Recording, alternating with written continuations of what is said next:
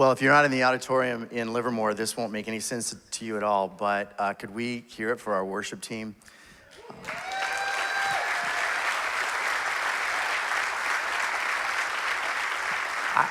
I think what's surprising to most people is that most of the people on the stage that lead worship are not paid. They're doing this they have other jobs, they have other things they do, and they come here for rehearsals, they work all week to make that happen. We've got a few paid people, they're coordinating the whole thing, but a lot of the people you see up here that are using their gifts to bless you are people who are working 40-hour jobs somewhere else and raising their kids. And man, for all the unpaid leadership of this church, God bless you. We couldn't do it without you, and you're doing a great job. You're just knocking it out of the park.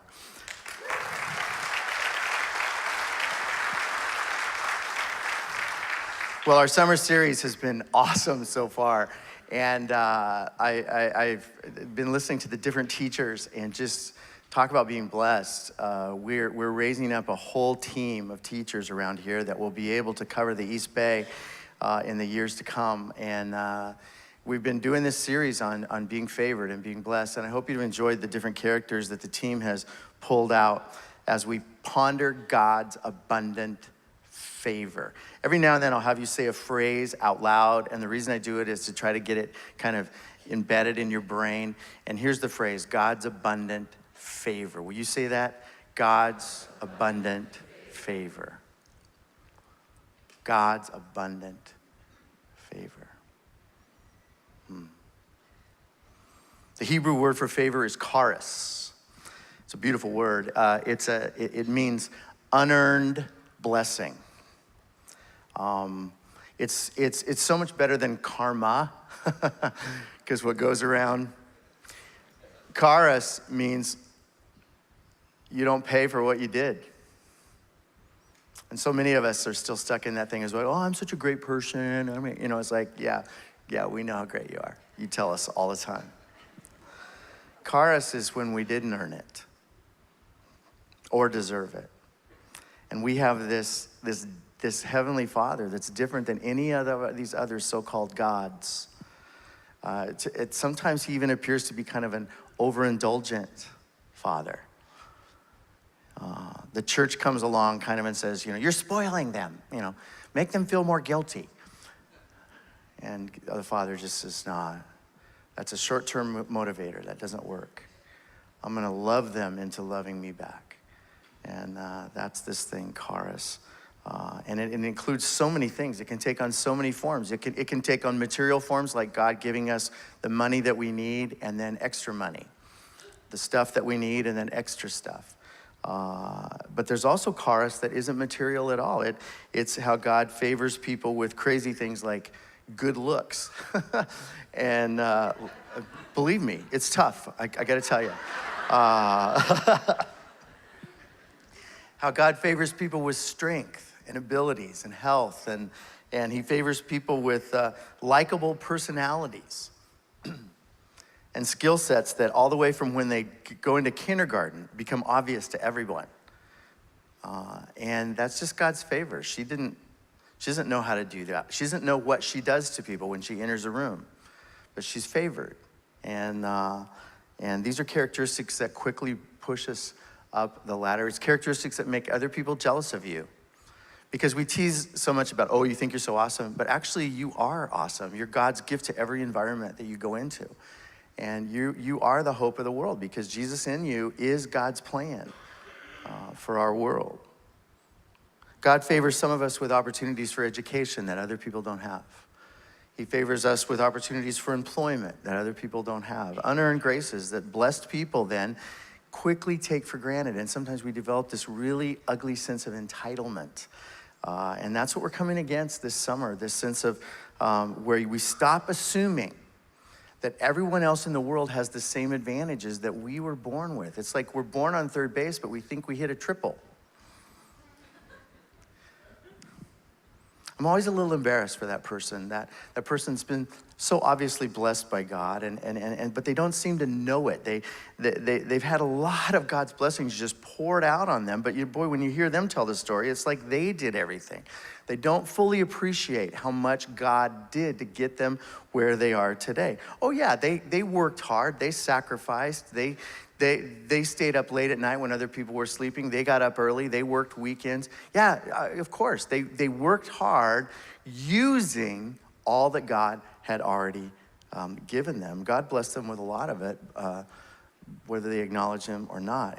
But then on the flip side, it's so refreshing when you run into that person who's so obviously blessed in many ways, and they're constantly giving God the glory. And it's not just words out of their mouth, it's their spirit of attitude. They have this sense of wonder about, why me? It's just so unfair that God has blessed me so much. And then they go from that to realizing, oh wait, there's a reason why God has blessed me. All right, so last weekend we sat with a couple of blessed guys. Do you remember the sermon last weekend? It was about a couple of best friends for a lifetime. Who were they? Josh and Caleb, great guys. And I wish I was preaching that kind of a positive sermon. I pulled the short straw, and this weekend our study leads us to a much more negative example. Judges chapter 13, a man named Samson.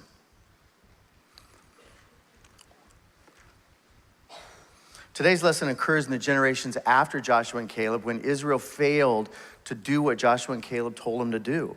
And it creates what some have called the Dark Ages in Israel's history. It's a period when the natural consequences of not doing what Joshua and Caleb told them to do. And Israel's partial obedience left the promised land absolutely packed with Philistines. And that kept Israel way too close to Philistine culture, which include Philistine sin and Philistine gods. And these gods are demonic gods that Israel's worshiping, and they're worshiping them on every hilltop in all of Israel. And the Philistines were a very impressive culture, intimidating, as a matter of fact. We actually kind of relate to this in the Bay Area. They were the ones in charge, and they were amazing. They were rich. They were far more advanced than the Jews in just about every way. And so the Jews were frankly very intimidated by these people, and also strangely attracted to everything, including the worship, the parties, and even just the way the Philistines organized themselves around city-states. And they were leading in this part of the world as far as how they did things. They had iron. They were able to fashion farm implements as well as weapons. And having iron back then was like having the internet. It was such an advantage. And the Jews were frankly, do we still use this word if we say they were cowed by them? My mom used to say that, and I always used to think that was really funny. But they were just intimidated. And so that's where we start. Judges chapter 13, as Israel is again in one of these seasons, the birth of Samson. Again, the Israelites did evil in the eyes of the Lord, so the Lord delivered them into the hand of the Philistines. It's like the Lord said, well, if you love the Philistines so much, here, I'll let them rule over you. 40 years. A certain man of Zorah named Manoah from the clan of the Danites had a wife who was childless, unable to give birth. The angel of the Lord appeared to her and said, you are barren and childless, but you're going to become pregnant and give birth to a son. All right, when you read something like that, having read the whole Bible and having been around church, does this story sound like another story you've heard? What? Yeah, Mary and Elizabeth kind of combined. In Elizabeth's case, you're barren, you haven't been able to have a son, the angel of the Lord appears. And by the way, this angel of the Lord is actually a manifestation of God himself. And the way we know it is that when this angel of the Lord appears, first of all, it always says the angel of the Lord instead of an angel. And secondly, the angel of the Lord always receives worship. And angels don't receive worship. And there's only one character in the Bible that's allowed to receive worship. So this is a manifestation of the Trinity. It's just, in your mind, just say, Jesus came to the book of Judges and spoke to Mrs. Manoah. So with that kind of an intro, we're thinking, this kid is another Moses. This kid is another Joshua. This kid is finally going to get Israel out of this dark time and lead them forward. And what do they need to do? They need to repent of their ways. They need to cry out to God for help and say, 40 years. 40 means completion. It's enough. It's enough testing. It's enough wilderness for us. Help us, rally us, help us to claim what is rightfully ours and to do that under God's leadership. This kid's going to do it. And so the angel gives them specific instructions. Now see to it that you drink no wine or other fermented drink and that you do not eat anything unclean. Who's the angel of the Lord talking to? You paying attention? Who's the angel of the Lord talking to? Mrs. Manoah. And this is what, we don't know her first name, but this is what I love about Scripture is that all other literature from this time in history and for many years forward, the angel would never talk to the woman. The angel would say, go get your husband. But what I love about the Bible is already in the book of Judges, it's liberating women from that, second class way of being viewed. And the angel says, no, I could talk to her. She's the one actually having the baby. And you can tell it's even kind of confusing to Manoah. Like he's like, well, why didn't the angel talk to me? She's like, I don't know. And then Manoah goes, well, go get the angel. And so the angel comes back and goes, yes, sir, that's what I told your wife. Yes, yeah, repeat. Can we move on? But I don't know. There's just something about that resonates. So the angel says, now see to it that you drink no wine or other fermented drink. Who's he talking to? Mrs. Manoah. This is prenatal instructions about drinking wine. It's right here. I'm not making a joke. And also, we'll find out something in a minute. Her having this child, at least during the pregnancy, she's going to completely change her lifestyle because of the child. Anyone who's ever had a baby say, yes, duh. All right, well, to men, that's a shocker. All right, now see to it that you drink no wine or other fermented drink and that you don't eat anything unclean. That means ceremonial unclean, like kosher. You will become pregnant and have a son whose head is never to be touched by a razor because the boy is to be a Nazirite, dedicated to God from the womb. He will take the lead in delivering Israel from the hand of the Philistines. All right, Nazirite. Once again, you're thinking Jesus' hometown is, all right, this kid is gonna be something.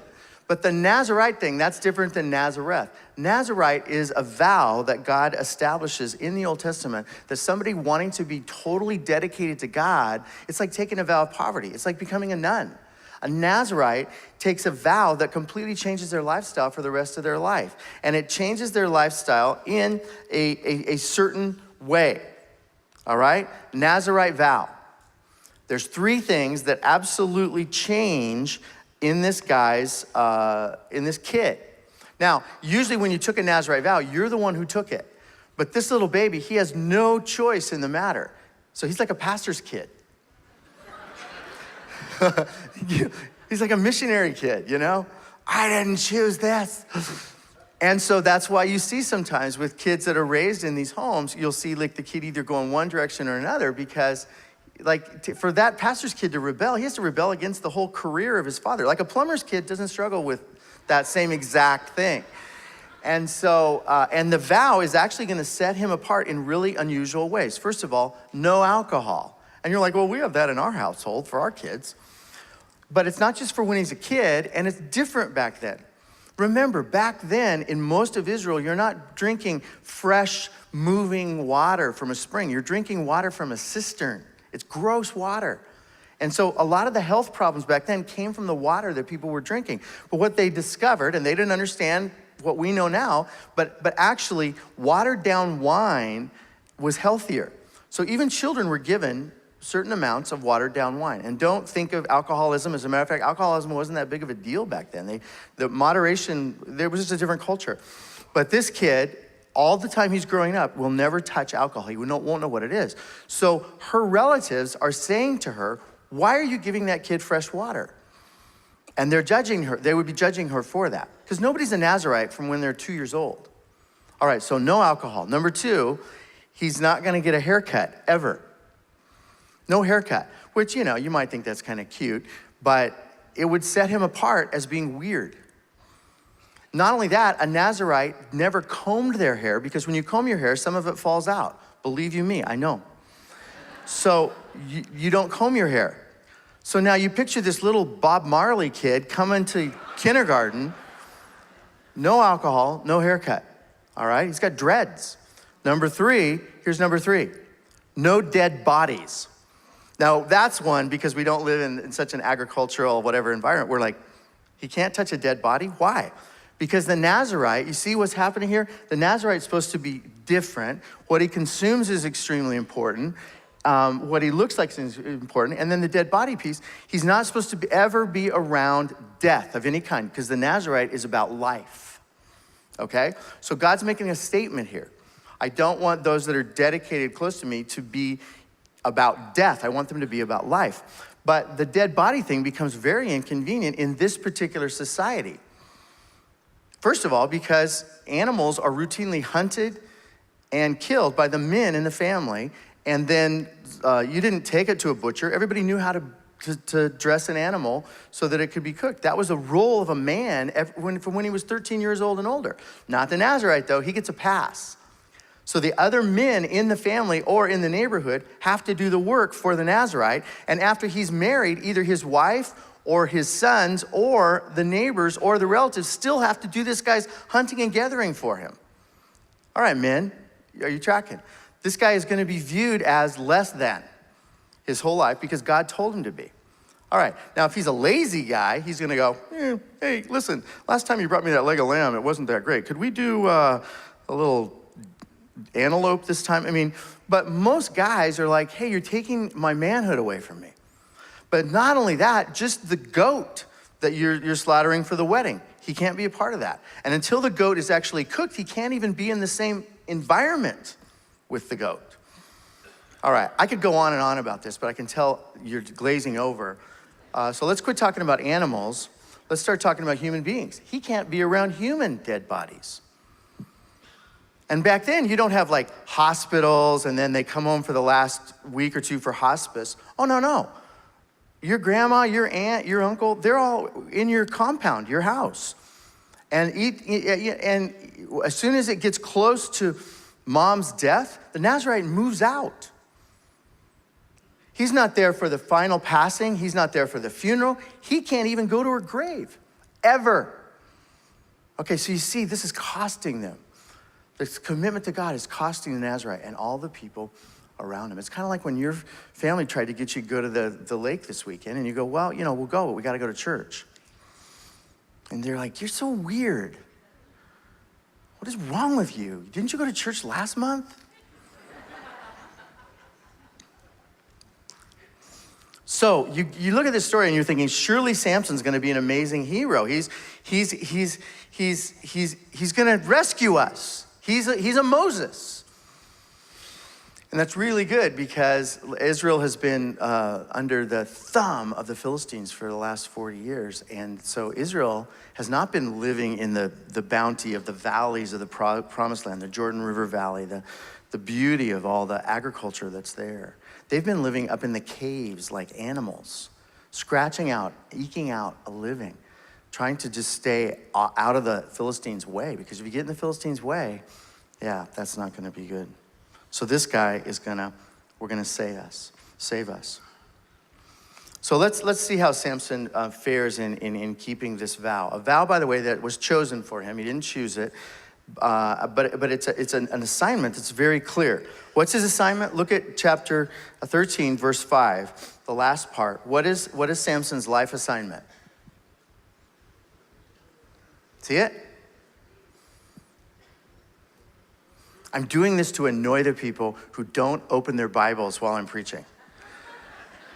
There are Bibles in the back as you walk in. There's a Bible on your phone you could get. You own a Bible at home. What's your deal? All right, 13, verse 5, I'll read it to you. Samson will take the lead in delivering Israel from the hand of the Philistines. That's his job. That's his job. That's difficult, but it's so simple, it's enviable to those of us that spend our whole lives trying to figure out, what is my mission? What is God calling me to do? But everyone else, they hear one sermon and they cry for 5 minutes and then they have their life mission. I got nothing. And so in one way, it's enviable. But on the other hand, we're about to see that a clear assignment from God and incredible gifting is still not enough. There's a third element. You can get a clear assignment from God and you can get incredible gifting. But if you don't know the story, here's the spoiler alert right here.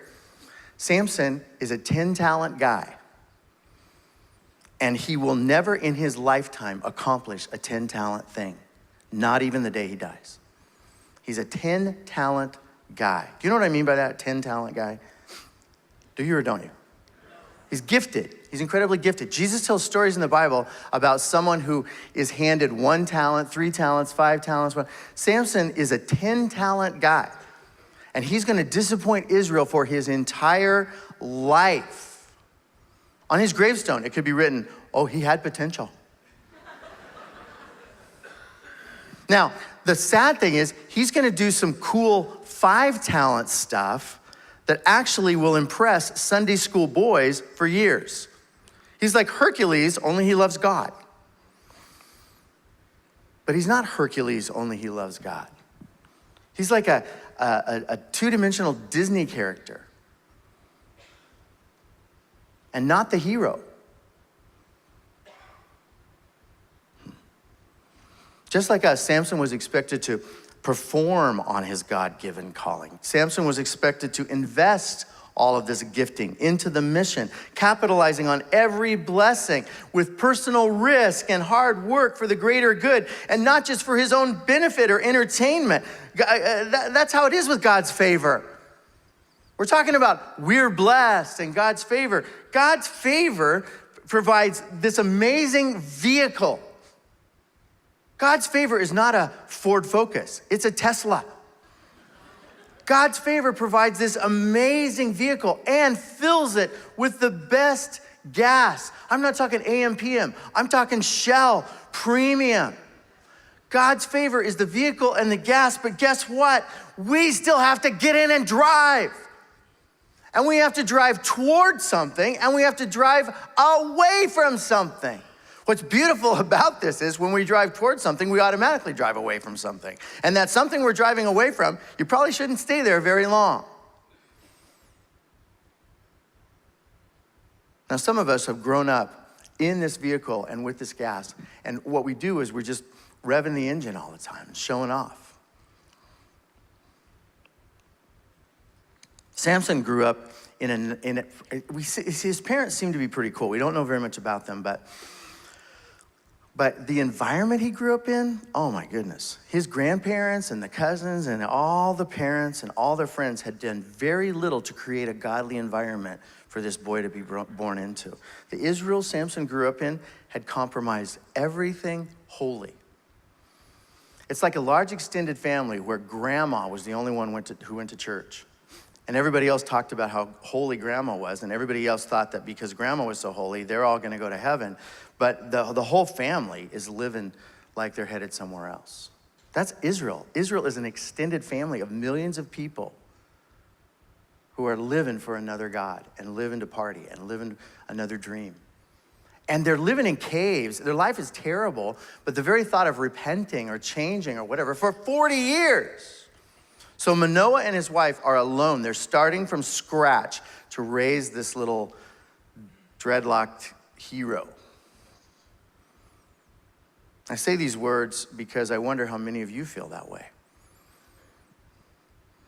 You know, in your life group, you've got friends that are like, you know, their cousins are Christians, their brother is a Christian, and you're like, whoa, that'd be nice.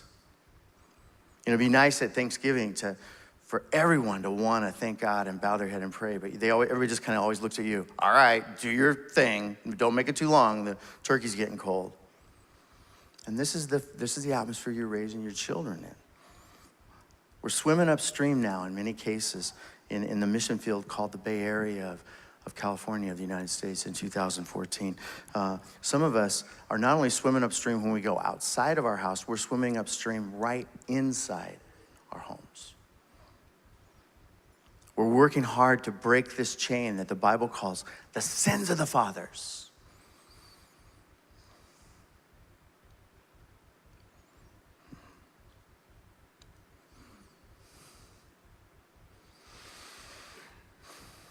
Mrs. Manoah heard from the angel of the Lord. The angel of the Lord said to Mrs. Manoah, your son is destined to be different. He's supposed to be different. Church, I want to preach at us right now. I want you to be willing to listen to this, and I want you to be willing to evaluate. Are you the parent that's always trying to help your daughter be the same as everybody else? Are you the intimidated parent who always worries that you're not allowing your kids to do more younger, even though it kind of bothers you how everything just seems to be kind of breaking down in our society in regards to even when a child enters into a certain behavior or is allowed to do certain things? Do you feel alone? Do you feel lonely in that? Do you feel like the other moms are judging you? Are you a parent who buys your kid things that you can't afford just because the other kids have it? Are you a parent who takes your kids on experiences that your family cannot afford? And you foolishly put your family in even more debt, or you're not saving enough for the family's future or education, but you do it because you want your child to be the same as all their friends and even their cousins? We got to be better than that. Somebody's got to put their foot down. Somebody's got to say, well, that's what they do, but that's not what we do. Somebody's got to say, that's them, that's not us. Somebody's got to talk back to the children. You know, we used to say, kids, don't talk back to your mom. Now we have to say, hey, mom, go ahead and talk back to your kids. We have to say to our kids, you know what? That's great that that family does that. If you'd been born into that family, you'd probably be really happy right now. Sucks to be you. And don't say sucks. Church, make no mistake about this. In the San Francisco East Bay in 2014, our sons and our daughters must be raised to be different, not same. Same isn't working. Same is everybody just floating down a stream towards a waterfall. Our families have to be different. Our kids have to be different. Different than the neighbor kids, different than the cousins, different than the kids at school, different than the kids on the ball team. They actually must not fit in, even though that hurts us because it affects their popularity. The Bible does not call us to raise popular children. The Bible calls us to raise leaders, godly leaders. And you know what? Here's the deal. It starts with our behavior because our kids are watching us. So when we go to a party, when we hang out, when we're talking, when we're sharing, if we don't seem any different than the sinful society that we live in, why would we expect our children to be any different than us? Wherever we take it, they're gonna take it a little bit further. That means we gotta pull back so that where they end up is not over the cliff. We've gotta discipline ourselves as the adults in this relationship. And we've gotta stop letting our children dictate or letting our children's friends dictate what our family is gonna stand for and be and do and represent, and what are our family values, and what makes us not the same as the world, but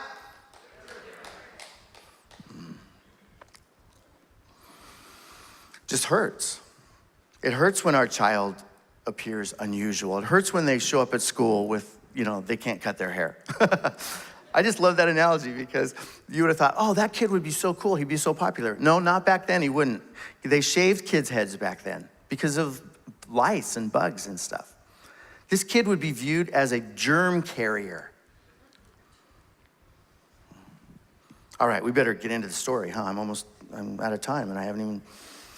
All right, verse 24, the woman gave birth to a boy and named him Samson. He grew and the Lord blessed him, and the Spirit of the Lord began to stir him while he was in Hume Lake. All right. So God's now talking to the kid. But here's the problem. The kid never, chapter 14. Samson went down to Timnah. He's an adult now. And he saw there was a young Philistine woman. And when he returned, he said to his father and mother, I have seen a Philistine woman in Timnah. Now get her for me as my wife. What's sad is these are the first words that are ever recorded for us in the story. And it's indicative of his whole life. I saw what I want. You go get it for me, because I'm blessed. His father and mother replied, well, wait a minute. Isn't there an acceptable woman among your relatives or among all our people? Come on. Must you go to the uncircumcised Philistines to get a wife? Can we talk about this?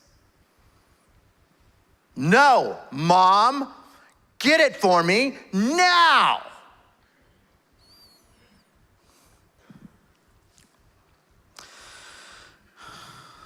Verse 5, Samson went down to Timnah together with his father and mother. As they approached the vineyards of Timnah, suddenly a young lion came roaring toward him.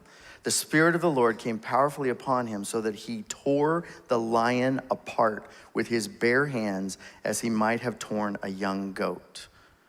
But he told neither his father or his mother what he had done. Then he went down and talked with the woman, and he liked her.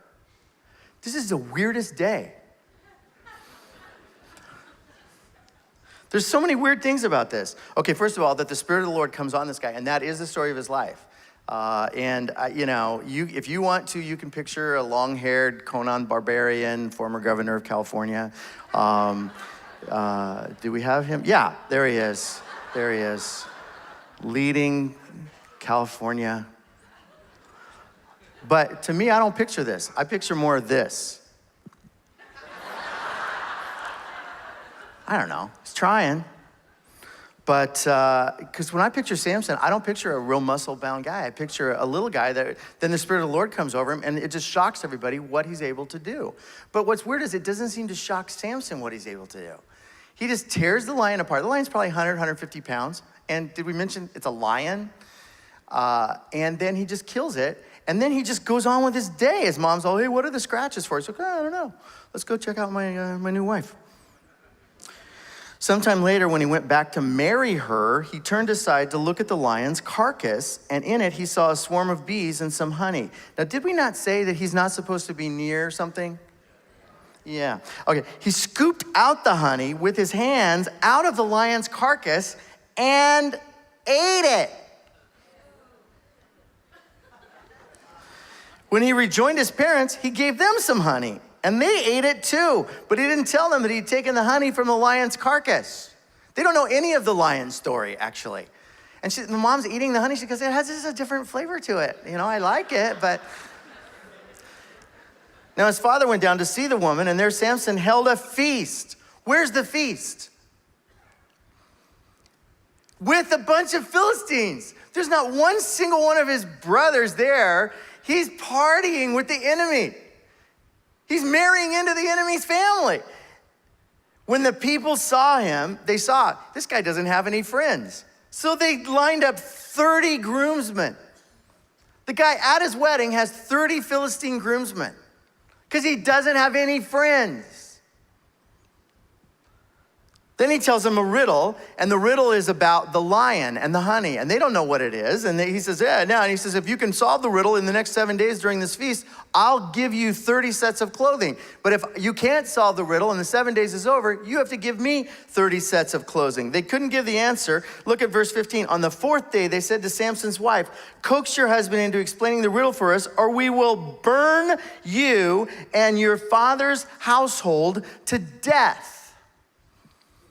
Oh, the Middle East. Then Samson's wife threw herself on him, sobbing, you hate me. You don't love me or any of us Kardashians. You've given my people a riddle, but you haven't told me the answer. He says, I haven't even told my folks the answer, so why should I tell it to you? She cried the whole 7 days of the feast. Guys, if this is how the engagement goes, so on the seventh day, he finally told her because she continued to press him. She in turn explained the riddle to the people.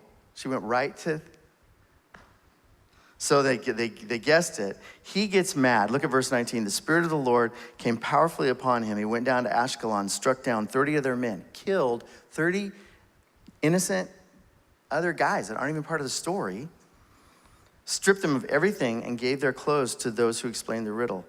Burning with anger, he returned to his father's home, and Samson's wife was given to one of his companions who attended him at the feast. So this guy uses all of God's gifting to satisfy his lust and his rage. And by the way, that's all he's really ever gonna do with his gifting, is to just meet his own needs for that day. Verse 15, later on at the time of wheat harvest, Samson took a young goat and went to visit his wife. He thinks she's still his wife. He says, I'm gonna go to my wife's room. You know that's a biblical way of saying what? Don't say it. I'm going to my wife's room, he said. But the father was like, whoa, whoa, whoa, whoa, whoa, no. I thought you hated her. And the father's even looking at him like, why don't you hate her? I gave her to one of the 30 groomsmen that we lined up for you. Here's her little sister. Come on out. The little sister's like, what? Yeah, have her. She's awesome. She makes scones, I'm telling you. Seriously. Samson said, this time I have a right to get even with the Philistines. I'm really gonna hurt them. So he went out and he does this whole thing where he catches foxes with his bare hands, ties their tails together, puts a torch in it, and the foxes go running out into the fields and burn down. This starts to sound like a Disney movie. It's so weird. First of all, that he's able to accomplish this. Secondly, that he does it on his own. He doesn't have any friends. And thirdly, he uses all this spirit-led gifting for this project. The Philistines, verse 6, when they said, who did this? They were told, Samson. Samson did it. So the Philistines went up and burned her alive and burned her father to death. Samson says, since you've acted like this, I swear I won't stop until I get my revenge on you. He attacked them viciously and slaughtered many of them, and then he went and lived in a cave. The Philistines went up and camped in Judah, and they're going to attack the whole nation now. And the nation's like, whoa, whoa, whoa, what did we do? And the Philistines said, your hero, Samson, your leader, Samson. The Philistines have identified Samson as the Jewish leader, and the Jews haven't even identified him as their leader. He did this, so we're going to go to war with you. Does this sound like what you've been reading in the papers, by the way? This is so weird that we're studying this right now. You killed them, so we're going to war with you. You did this, so it's just like, so then 3,000 Jews went down to the cave to the rock of Elam, not to say, hey, Samson, great leader, rally us, let's get some weapons, let's get some training going. Let's go. No, 3,000 Jews went to the cave and they said, hey, we're gonna tie you up and turn you over to the Philistines. We don't wanna fight with them. And Samson goes, all right, just don't kill me yourself. Go ahead and tie me up. They're all, why'd you do this to them? Why did you create this problem? He goes, I just did what they did to me. You see how like this 10-talent guy, he doesn't get it. So they tie him up, and then the Spirit of the Lord comes over him, and the Philistines take him, and he breaks loose, and he looks down, and there's a donkey's bones that are there. All the meat's been eaten off of it, but it's still a dead body. And he grabs the jawbone of a donkey, and he uses it as a weapon, and he kills 1,000 Philistines in this totally 360. He probably like flew through the air, slow motion, spun around, kicked the guy.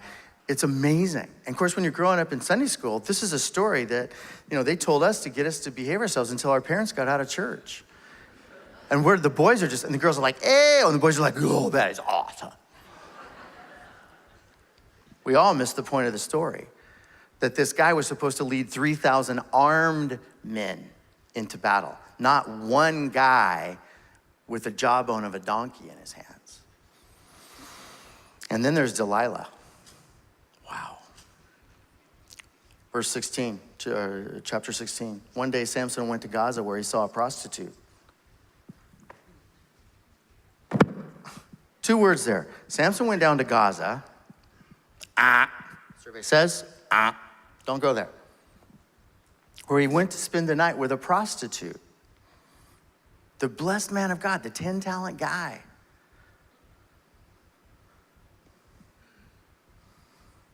People of Gaza were told, Samson's here. So they plotted, they're going to kill him. He escapes in the middle of the night. He takes the city gates of Gaza and carries them up to the top of a hill and throws them over the top edge of the hill. I mean, this guy is just, so, you're like, wow. And then it's like, wait a minute, what was he doing in Gaza again? Sometime later, verse 4, he falls in love with a woman in the valley of Sorek, whose name was Delilah. Now, he should have been warned. Do you know what the name Delilah means? Of course you don't. Now you do. Delilah means she will suck the very life out of you. Stay away. That's what it means. He meets her and goes, hey, how about we get together and get married and you wreck my life even worse than it is now? I know, that sounds great. And that's exactly what she does. She finds out that he has this supernatural strength. Of course, everybody knows it. The Philistines definitely know it. She says, how do you get your strength? She never has his back. She's never on his team. She just cries and cries and cries till she gets what she wants. And he gives it to her. He tells her the secret. And you know what it doesn't say it, but what he's saying is, well, I blew it on the alcohol thing because I've been partying with Philistines my whole life. I blew it on the dead body thing many times over, but I never cut my hair. So this is kind of like the person that says, well, I prayed a prayer at camp when I was 9 years old, and so God has to let me go to heaven. And so I've still got my hair, and if they cut my hair, that'll be it. And you know what? God in heaven went, yeah, you know what? You're right. You're right, buddy. And he falls asleep in Delilah's lap, and she's got the guys hiding in the other room. And as soon as they cut off enough strands, enough of those dreadlocks, he wakes up and he's weak. He can't fight. And the Spirit of the Lord doesn't come upon him. The Philistines take him and they poke out his eyes and they use him as a joke for the rest of his life. He is pushing, the circular grain, I'm sorry, I'm struggling with, how they do the stone and the ox. They don't have an ox, they just have him. And they've got a guy whipping him, getting him to pull and a slave boy leading him around because he's blind. He lives in a cell. He's like a circus act. And his hair starts growing back out again. And as his hair starts growing back out, he starts seeing some things. It's interesting. He's blind now, but now he can see. And he starts seeing some things. And what he starts seeing is, okay, this, and this. And they bring him into a big party so he can be like a joke, an act for the party. And his hair has grown out, as has his realization. And he gets the boy to take him over by the pillars that are holding up the building. And he prays this prayer. You'll read it there. And in the prayer, he says, "O sovereign Lord." That's how he opens the prayer.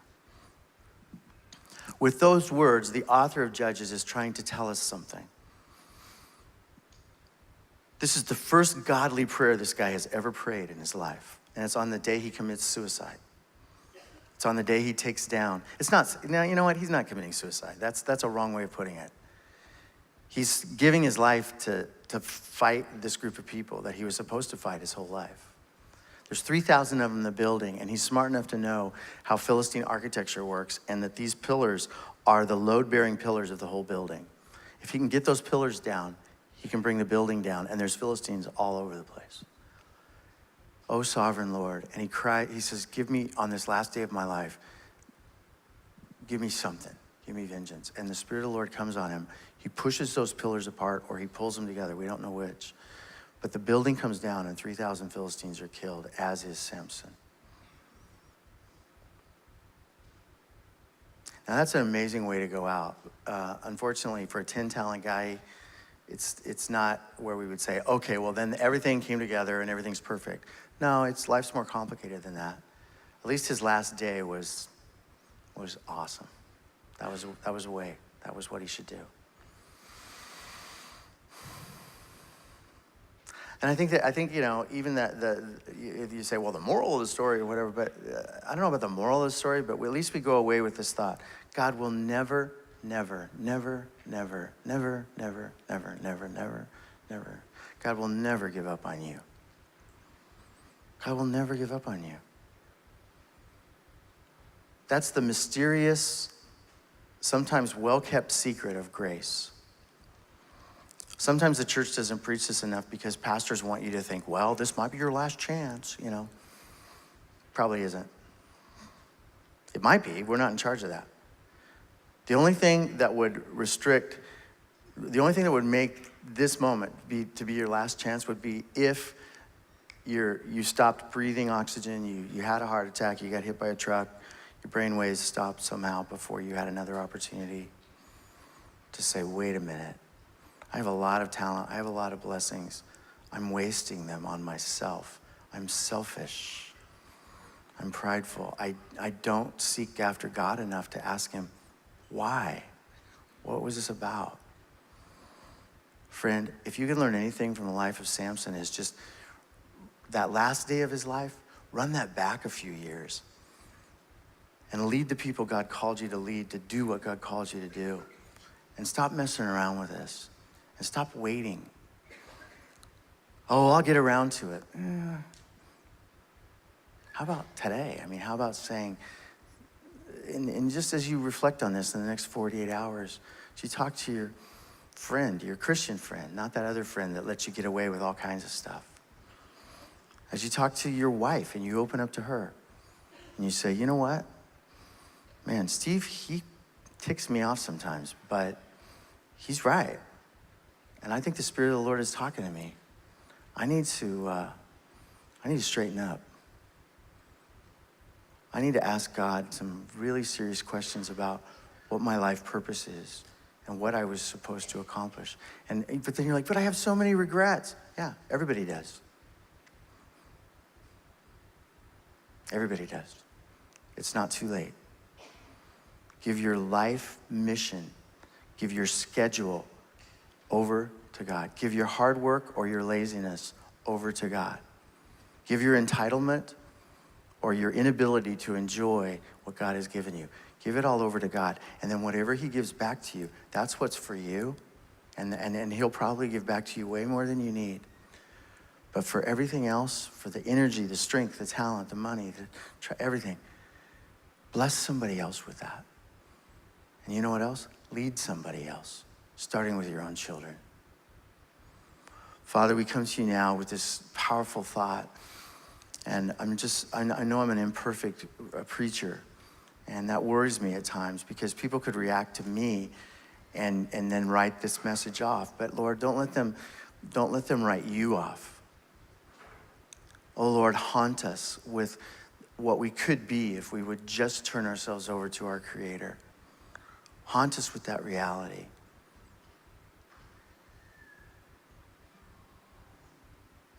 Change something about our behavior in the next 7 days that is toward understanding how and why we're blessed. Don't let it just be a thought that's in our head, but let it be a thought that's in our hands.